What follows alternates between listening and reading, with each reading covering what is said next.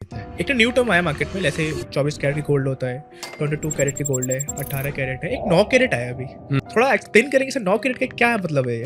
Recently government of India ने 9 carat का gold launch करा है क्योंकि दोस्त गोल्ड का रेट बहुत ज़्यादा बढ़ चुका है हाँ, और अब ना मतलब नॉर्मल या कहीं मिडिल क्लास की रेंज से वो बाहर हो चुका है। तो बट गोल्ड पहनना एक ट्रेडिशन भी है इंडिया के अंदर, तो वो ट्रेडिशन भी बना रहे और इसीलिए मुझे लगता है कि गवर्नमेंट ने एक डिसीजन लिया है कि भई अब 9 कैरेट की ज्वेलरी भी मार्केट के अंदर आएगी। बेसिकली होता क्या है धनंजय, हुँ, जनरली मैंने जो नोटिस करा है वो ये करा है कि लोग ना टाइम, एनर्जी, मनी लगा के ना चीज़ों को पहले सीखते नहीं है, उसकी डेप्थ तक नहीं जाते। देखिए, जब तक आप किसी भी सब्जेक्ट के डेप्थ में नहीं जाएँगे, तो रिस्क को आइडेंटिफ़ाई नहीं कर पाओगे और रिस्क को अगर आइडेंटिफ़ाई नहीं कर पाओगे तो हर छोटी-मोटी गिरावट पे आपको पैनिक होगा। मगर एचएनआई और अल्ट्रा एचएनआई क्या करता है, पहले रिस्क को समझता है, डेप्थ समझता है। आप सभी का स्वागत है इस पॉडकास्ट में। आज हम बात करेंगे गोल्ड, सिल्वर, डिजिटल गोल्ड और अभी एक न्यू चीज़ चल रहा है 9 कैरेट गोल्ड, ये क्या होता है? हम इस चीज़ों पे बात करेंगे। आज हमारे साथ है विजय सर। हाय, कैसे हैं सर आप? मैं ठीक हूँ, आप बताओ आप कैसे हो? मैं बिल्कुल बढ़िया हूँ सर। आज मज़ा आएगा बात करके आपसे। राइट। तो और जो न्यू व्यूअर्स हैं हमारे, उनको सर बता दीजिए थोड़ा अपने बारे में ताकि वो हुँ। जान सकें। हाय दोस्तों, मेरा नाम है विजय कौशिक और मैं हूँ एचएनआई वेल्थ कोच। अब एचएनआई वेल्थ कोच क्या होता है पहले मैं ये बता देता हूँ। एचएनआईज़ वो लोग होते हैं जिनके पास 5 करोड़ रुपए का मिनिमम इक्विटी पोर्टफोलियो होता है, उनको एचएनआईज़ कहा जाता है। इक्विटी के साथ-साथ बाकी एसेट क्लासेस भी होते हैं बट जनरली ये टर्म्स इक्विटी में यूज़ होती है, इसीलिए इसको एचएनआई वर्ड यूज़ होता है। और अल्ट्रा एचएनआई वो लोग होते हैं जिनके पास 25 करोड़ का पोर्टफोलियो होता है। तो मैं ऐसे लोगों को ट्रेनिंग देता हूँ जिनके पास 25 करोड़ का पोर्टफोलियो, मैं ऐसे लोगों को ट्रेनिंग देता हूँ जिनके पास कम से कम 5 करोड़ का पोर्टफोलियो है और वो यहाँ से आगे अपनी जर्नी को 25 करोड़ तक लेके जाना चाहते हैं या उससे भी आगे लेके जाना चाहते हैं, मैं उन लोगों को पढ़ाता हूँ। तो सर आज शुरू करते हैं फिर आज का ये बिल्कुल, पॉडकास्ट। बिल्कुल। आजकल सर लोग ना, जैसे कि आम जनता है, वो गोल्ड और सिल्वर पे इन्वेस्ट करना ज़्यादा अच्छा समझती है। हुँ, लाइक एसआईपी और उससे ज़्यादा लाइक हुँ, वो नहीं चाहती कोई एसआईपी करना, उनके लिए बहुत हेक्टिक लगता है उनको, उनको हुँ, नहीं समझना भी नहीं है। हुँ, उनका है कि गोल्ड सिल्वर पे इन्वेस्ट कर दो, रख दो और एक काफ़ी अच्छा वापस देगा पैसे जो भी इन्वेस्टमेंट है उसका। हुँ। तो ये क्या ठीक है, गलत है? देखो धनंजय, मेरा यहाँ पे ना एक थोड़ा-सा डिफरेंट व्यू है। हुँ, क्योंकि गोल्ड और सिल्वर पे आजकल लोग इसलिए इन्वेस्टमेंट करना चाह रहे हैं क्योंकि आजकल इसमें प्राइस बहुत ज़्यादा बढ़ रहा है और बहुत जल्दी-जल्दी रिटर्न्स आ रहे हैं। तो नो डाउट बहुत ज़्यादा अट्रैक्शन का एक सेंटर बना हुआ है ये। हुँ। मगर मेरे को ये लगता है कि पहले ना हर बंदे को ना हर एसेट क्लास के बारे में इन्वेस्टमेंट करने से पहले पूरी डिटेल में नॉलेज ले लेनी चाहिए। उसके बाद अपना रिस्क असेस करना चाहिए और फिर इन्वेस्टमेंट करना चाहिए। सर 28 तारीख को देखने को मिला है 6% हाइप मिला है सिल्वर में। हुँ। ये कैसे सर? ये तो मतलब बहुत पहली बार ही हुआ है ऐसा कुछ। हाँ, पहली बार कल सिल्वर ने एक नया पीक लगाया है। हुँ, कल सिल्वर करीब 6% ऊपर था हुँ। और ये करीब रात को 8 बजे के बाद इतनी तेज़ी आई थी और उसके बाद तो ये रुका ही नहीं जब तक मार्केट बंद हुई थी। तो बेसिकली ये क्या होता है कि ये ग्लोबल डिमांड की वज़ह से ये सब चीज़ें होती हैं और मैं आपको ये भी बता दूँ कि सिल्वर, गोल्ड एक ऐसी कमोडिटीज़ हैं दोनों, जो पूरी दुनिया में ट्रेड होती है। हुँ, और सेंट्रली हम लोग जो बेंचमार्क मानते हैं वो यूएस का एक एक्सचेंज है आइस, इंटरनेशनल कमोडिटी एक्सचेंज, वहाँ पे ये ट्रेड होता है और पूरी दुनिया वहाँ पे उस पे ट्रेड करती है और उसी चार्ट को देखा भी जाता है और वहाँ पे देखा गया कल की काफ़ी ज़्यादा डिमांड थी और इस वजह से सिल्वर का जो प्राइस था वो कल बड़ा ज़बरदस्त तरीके से राइज करा है। क्या सर एक टाइम पे ऐसा हो सकता है गोल्ड और सिल्वर दोनों इक्वल हो जाए? अब तो खैर सिल्वर तो ऊपर ही हो गई है और बहुत तेज़ी से भाग रही है। हाँ, हाँ। तो मेरा ये मानना है कि स्पीड होनी चाहिए, रिटर्न्स अच्छे होने चाहिए, दोनों सेम है नहीं है दैट डज़न्ट मैटर। सर मेरा ये मानना है कि लाइक गोल्ड इतना क्यों और सिल्वर इतना ज़्यादा क्यों भाग रहा है? इसके पीछे रीज़न क्या है? बेसिकली धनंजय, मैंने जो नोटिस करा है यहाँ पे, पहले मैं अपनी कुछ ऑब्जर्वेशंस बता देता हूँ। ठीक है। इसकी ना ग्लोबल डिमांड काफ़ी ज़्यादा बढ़ती जा रही है। हुँ, नो डाउट अभी तक तो आप ज्वेलरी में देखते थे, हुँ। मगर अब इलेक्ट्रॉनिक इक्विपमेंट में भी इसका यूसेज होगा और हो भी रहा है और धीरे-धीरे इसकी डिमांड भी बढ़ती जा रही है। तो कहीं न कहीं ये एक मेजर रीज़न है जिस वजह से सिल्वर की डिमांड काफ़ी ज़्यादा बढ़ती जा रही है और प्राइस में भी वो हमें साफ तरीके से रिफ्लेक्ट कर रहा है। तो आपका क्या कहना है सर, इसमें किसमें हमें इन्वेस्ट करना चाहिए? डिजिटली या फिज़िकल फॉर्म में? देखिए, मैं स्ट्रांगली रिकमेंड करता हूँ कि डिजिटल फॉर्म में करना चाहिए। उसके 2-3 रीज़न हैं। हुँ, अगर आप फिज़िकल में इसको इन्वेस्ट करेंगे, तो दोस्त घर में तो रखना पड़ेगा। अब ये हुँ, गोल्ड है या सिल्वर है। हुँ, तो एक लिमिट के बाद तो फिर घर में रखना रिस्क बढ़ता है ना। हाँ, बिल्कुल। तो वो अननेसेसरी का रिस्क क्यों लेना है, क्योंकि आपको तो प्राइस रिटर्न उतना ही आएगा। हाँ, तो आप इससे अच्छा है कि उसको डिजिटल फॉर्म में रखें, जितनी मर्ज़ी क्वांटिटी बढ़ाएँ। दूसरी बात है, आप जब डिजिटल फॉर्म में रखते हैं ना, तो आप उसको ना कम वैल्यू से भी खरीद सकते हो। ओके। मगर अगर आप उसको फिज़िकल फॉर्म में रखते हो, तो आप बहुत ही कम यूनिट अगर लोगे भी, तो एक सर्टेन लेवल के बाद तो आपको सुनार भी नहीं देगा। हुँ, जैसे एक एग्ज़ाम्पल के लिए, आज गोल्ड जैसे हमारा करीब सवा लाख से ऊपर चल रहा है। हुँ, हुँ। तो सवा लाख रुपए के गोल्ड को आप कम से कम कितना लोगे? है ना? तो मगर आप अगर डिजिटल फॉर्म में लोगे, तो आप इसको ₹125 के मल्टीपल में खरीद सकते हो। क्या बात है! तो इसीलिए अगर देखिए आम जनता भी इस रैली में पार्टिसिपेट करना चाहती है, हुँ। तो वो डिजिटल फॉर्म में मैं रिकमेंड करता हूँ कि करना चाहिए। मेरा और एक क्वेश्चन है कि हमारी जनता है, लेमैन भी देख रही होंगी, बहुत जी। गाँव के लोग भी देख रहे होंगे हमें। मेरा एक आपसे एक क्वेश्चन है कि कहाँ से खरीद सकते हैं हम इसको डिजिटल फॉर्म में? नेशनल स्टॉक एक्सचेंज से आप डिजिटल फॉर्म में इसको खरीद सकते हैं, गोल्ड को भी और सिल्वर को भी। ओके, या स्टॉक के नाम?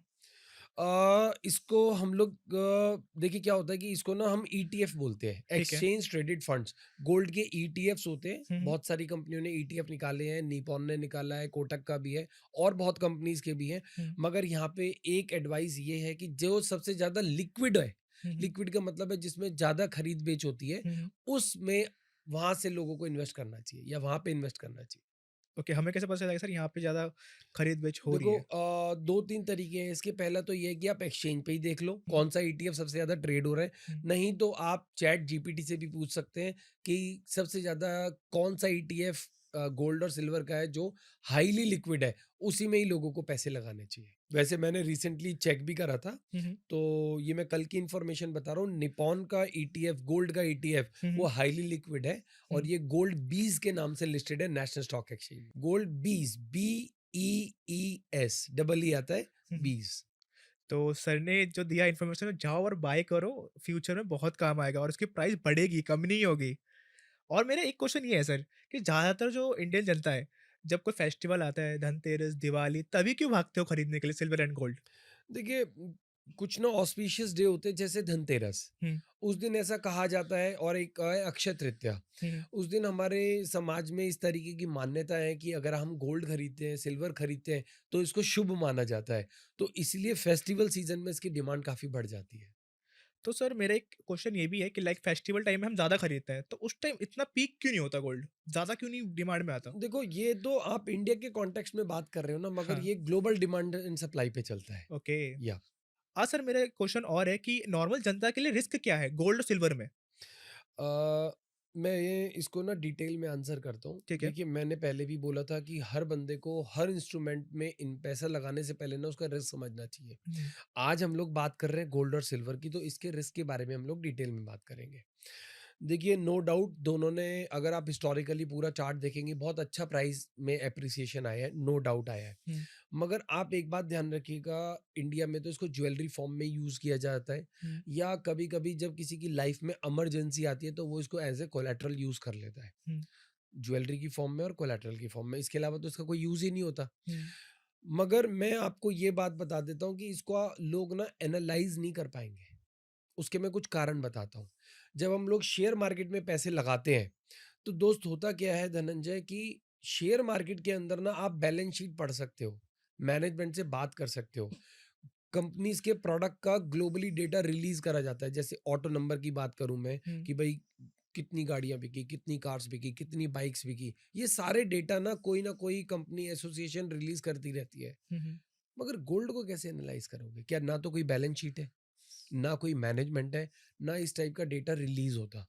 अगर होता भी है, तो वो जिन सॉफ्टवेयर्स में होता है, वो सोर्सेज़ बहुत एक्सपेंसिव है, जो कि नॉर्मल जनता मतलब की रीच से बाहर है, जिसका साल का खर्चा ही 25 लाख रुपए है।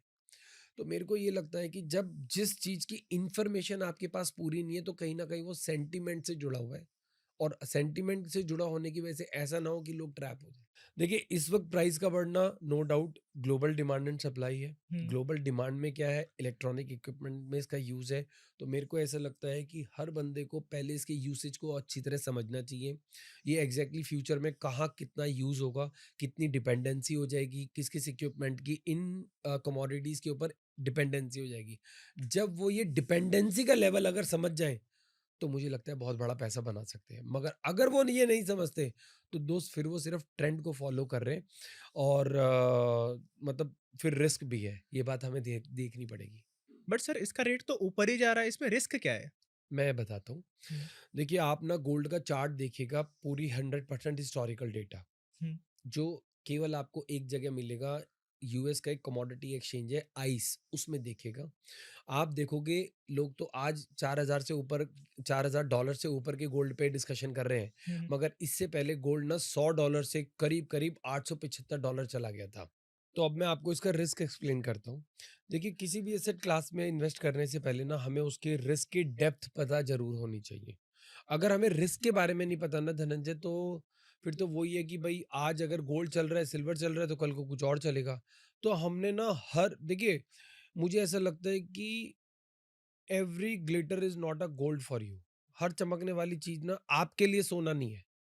हो सकता है वो एग्जैक्टली आपको अच्छा रिवॉर्ड तो दे पाए, मगर उसका रिस्क हमें पहले समझना पड़ेगा। अब रिस्क क्या है, इसको भी समझ लेते हैं। देखिए, जब हम इक्विटी में पैसे लगाते हैं ना, तो हमारे पास बैलेंस शीट होती है पढ़ने के लिए, मैनेजमेंट होता है बात करने के लिए, कुछ एसोसिएशंस होती हैं जिनसे हमें ना इस टाइप का डेटा आता रहता है। जैसे एक एग्जांपल लेते हैं, एक एसोसिएशन है फाडा, FADA.in, जो हर महीने ना कितनी गाड़ियां बिकी, किस कैटेगरी की बिकी, ये सब बताती है। सॉरी। मगर गोल्ड और सिल्वर के केस में ना तो कोई बैलेंस शीट है हुँ, हुँ। जिसको हम रिव्यू कर पाए, ना कोई मैनेजमेंट है जिससे बात कर पाए, और ना कोई इस टाइप की एसोसिएशन है। कुछ सॉफ्टवेयर तो है जो ग्लोबल डिमांड एंड सप्लाई का डेटा देते हैं, मगर धनंजय वो सॉफ्टवेयर इतने महंगे हैं जो नॉर्मल जनता की रीच से बाहर है। साल का कम से कम उनका 25 लाख रुपए का रेंट है, हर साल देना पड़ेगा। तो मेरा ये मानना है कि अब एनालिसिस आप किस बेसिस पे करोगे? भाई आपके पास केवल क्या है, न्यूज़ जो मीडिया के थ्रू आती है। हुँ, हुँ। एक ये भी तो पॉसिबिलिटी है कि इंटेंशनली न्यूज़ दिखाई जा रही हो हमें, ये भी तो एक पॉसिबिलिटी है। बिल्कुल। तो मेरा ये मानना है कि हमें ना, अगर एक्चुअल में इसकी बड़ी डिमांड को इनकैश करना है, तो हमें फिर थोड़ा बहुत ग्लोबल इकोनॉमिक्स को समझना चाहिए। एटलीस्ट बेसिक तो पता ही होना चाहिए भाई एग्जैक्टली डिमांड क्यों बढ़ रही है। अब ये एक्चुअल में डिमांड आ कहाँ से रही है, और ये डिमांड किस वजह से सस्टेन्ड रहेगी। लोग क्यों खरीद रहे हैं, क्योंकि इसका रेट बढ़ रहा है। हुँ, हुँ। बिल्कुल। यही तो रीजन है। हाँ। क्यों बढ़ रहा है, मैं इस बारे में जानना चाहता हूँ। अगर लोगों को ये बात पता है कि भैया ये डिमांड क्यों बढ़ रही है और ये कब तक सस्टेन करेगी और ये डिमांड आ कहाँ से रही है, इस बात की अगर किसी को इन डेप्थ नॉलेज है, तो मुझे लगता है कि उसको अपनी जो पोजीशन है उसको कैरी करना चाहिए, लॉन्ग टर्म तक कैरी करना चाहिए। सर एक बात बताइए, गोल्ड को एनालाइज़ करने के लिए ना कोई सोर्स है, ना कोई बैलेंस शीट है, तो नॉर्मल जो जनता है वो कैसे एनालाइज़ करे उसको? हम्म देखिए, जैसे मैंने कहा, तीन तरीके होते हैं इक्विटी को एनालाइज करने के। हुँ, पहला, जैसे मैनेजमेंट, ठीक है, दूसरा बैलेंस शीट, ठीक है, और तीसरा जो भी थर्ड पार्टी जो भी जिस टाइप की रिपोर्ट्स रिलीज करते हैं उसकी डिमांड को लेके। ठीक है। अब अगर गोल्ड सिल्वर की बात करें तो इस टाइप का तो कोई डेटा ही नहीं है। हुँ, तो दोस्त, इसको एनालाइज करने के प्राइमरली सिर्फ दो ही सोर्स बचे, एक है न्यूज और दूसरा है चार्ट। हुँ, अब पहले न्यूज पे बात करते हैं, फिर चार्ट्स पे बात करेंगे। ठीक है। अब सबसे पहले न्यूज में भी एक चैलेंज है। पहला चैलेंज ये है, क्या कोई सोर्स ऐसा है जो 100% न्यूज देता हो? पहली बात तो ऐसा कोई सोर्स ही नहीं है। नहीं, चलो मान के चलो कोई एक सोर्स है जो ज्यादा से ज्यादा न्यूज देता है, एज्यूम कर लेते हैं। ठीक है। अब आप मुझे ये बताइए, क्या कोई ऐसा ट्रेनिंग इंस्टीट्यूट है, ट्रेनिंग प्रोग्राम है जो एक न्यूज को एनालाइज करना सिखाए? ऐसा हुँ, दुनिया में कोई नहीं नहीं, है। नहीं है। तो अब आप एक बात बताएं, जब स्टोरी खत्म हो जाती है, कोई इवेंट खत्म हो जाता है, न्यूज चली जाती है, तब तो उसके बारे में जितना मर्जी डिस्कशन कर लो, बिल्कुल, बहुत आसान होता है। बिल्कुल, मगर न्यूज के वक्त क्या इम्पैक्ट आएगा, कितना इम्पैक्ट आएगा, ये इम्पैक्ट कब तक रहेगा प्राइस में, ये तो किसी को भी नहीं पता। बिल्कुल। राइट। हाँ, तो दोस्त, इसलिए न्यूज का से तो एनालिसिस हो नहीं सकता।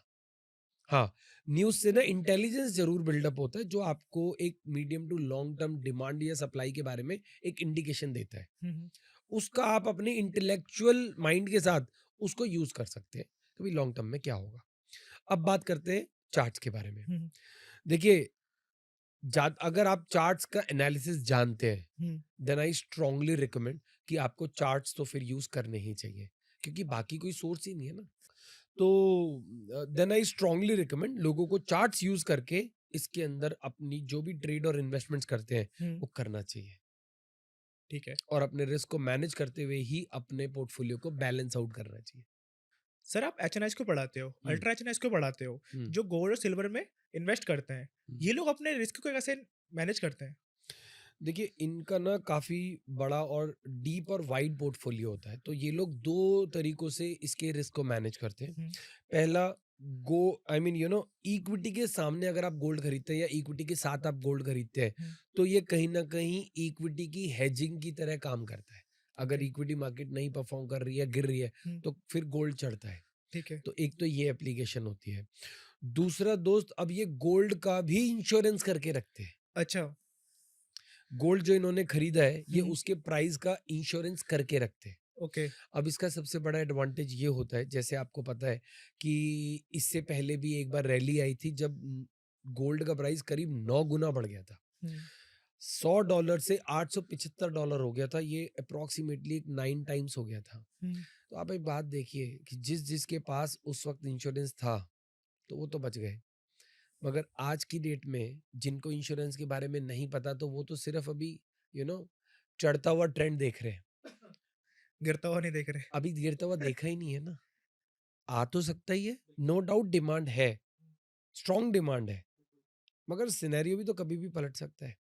तो एचएनआईज़ का ये कहना है कि धनंजय, जो ये टाइड आई है, जो इस वक़्त बुल रन आया है, वो क्या करते हैं हर महीने अपने इंक्रीज़्ड पोर्टफोलियो का, स्पेशली गोल्ड और सिल्वर का इंश्योरेंस खरीद लेते हैं। एक एग्ज़ाम्पल मान के चलिए उन्होंने 1 करोड़ रुपए लगाया और वो कुछ सालों बाद 2 ढाई 3 करोड़ हो गया। तो वो हर महीने उसका इंश्योरेंस करते रहेंगे। जितना-जितना बढ़ गया, उतना-उतना फिर उसका इंश्योरेंस भी बढ़ेगा। एक एग्ज़ाम्पल, जैसे कल सिल्वर के प्राइस में 6% का मूव आया है और एज़्यूम करते हैं इस महीने 15% का मूव आया है। तो दोस्त ये जो इंक्रीमेंट हुआ है, अब वो इंक्रीमेंटेड वैल्यू का इंश्योरेंस लेके उसको प्रोटेक्ट कर लेंगे। क्या बात है! तो इसका सबसे बड़ा एडवांटेज क्या होगा? दोस्त कई बार ना मुझे बहुत सारे लोग मिलते हैं और वो पता है क्या कहते हैं? गोल्ड ये हो गया, वो हो गया। मैंने कहा अच्छी बात है, हो गया। मगर आप मुझे ये बताइए आपने इसका क्या फ़ायदा लिया? क्योंकि देखो, मैंने जैसे बताया $100 से $875 हुआ और 875 से फिर गिर के $250 हो गया था। तो बॉस आपने तो राइज़ भी देख ली और गिरावट भी देख ली, आपको क्या मिला? मगर एचएनआई और अल्ट्रा एचएनआई का स्टाइल अलग होता है। वो क्या करते हैं, अब मैं वो बताता हूँ। जैसे-जैसे उसका रेट बढ़ता है वो उसका इंश्योरेंस करते रहेंगे। अब कभी ना कभी सूनर और लेटर तो प्राइस गिरेगा ही। बिल्कुल।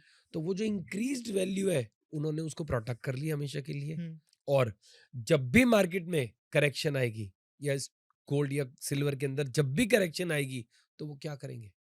उसका इंश्योरेंस तो उनके पास था ही, हुँ, अब इंश्योरेंस करेगा जो करेगा। तो जितना भी वैल्यू करेक्ट हुआ है, उसके 90% उनको रिफंड आ जाएगा। क्या इसका बात सबसे है! बड़ा एडवांटेज क्या होगा? बॉस जो आपकी वैल्यू बढ़ी थी, आपने उसको परमानेंटली प्रोटेक्ट कर दिया। इस तरीके से वो जो वेल्थ उनकी बनती है ना, वो उसको सस्टेन कर लेते हैं। धनंजय वो लोग यहाँ पे तमाशा देखने नहीं आए। भाई 100 करोड़ भी देख लिया, 20 करोड़ भी देख लिया और बीच में बैठे हुए, करा क्या?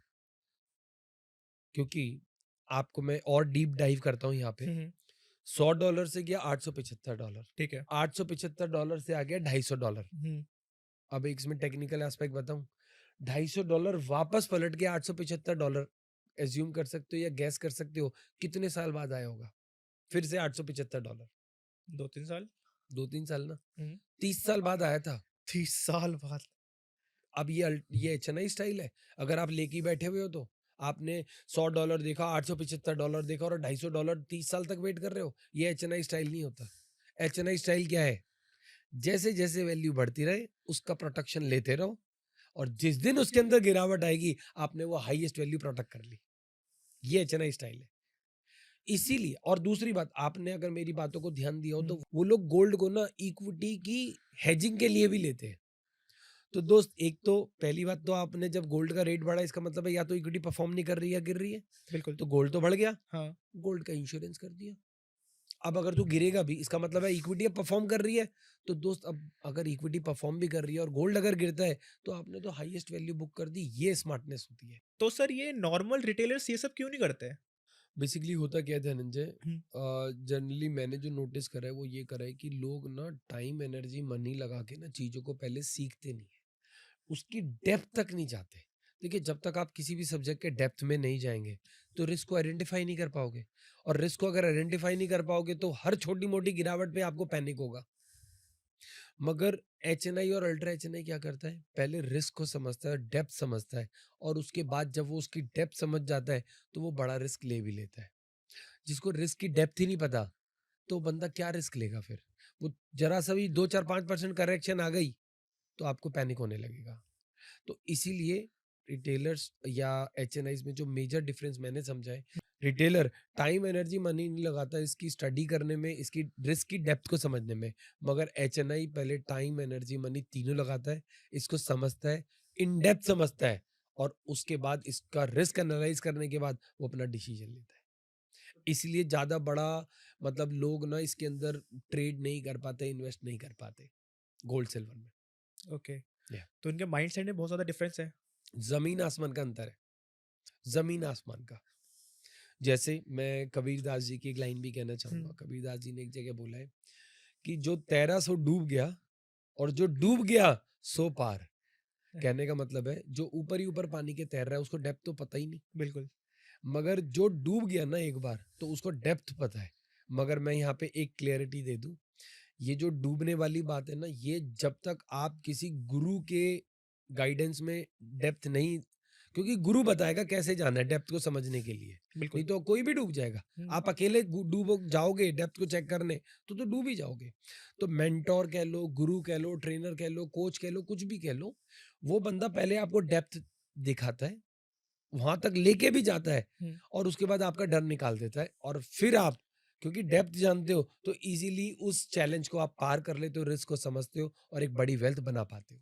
एक तो न्यू टर्म आया मार्केट में, जैसे 24 कैरेट की गोल्ड होता है, 22 कैरेट की गोल्ड है, 18 कैरेट है, एक 9 कैरेट आया अभी। हम्म।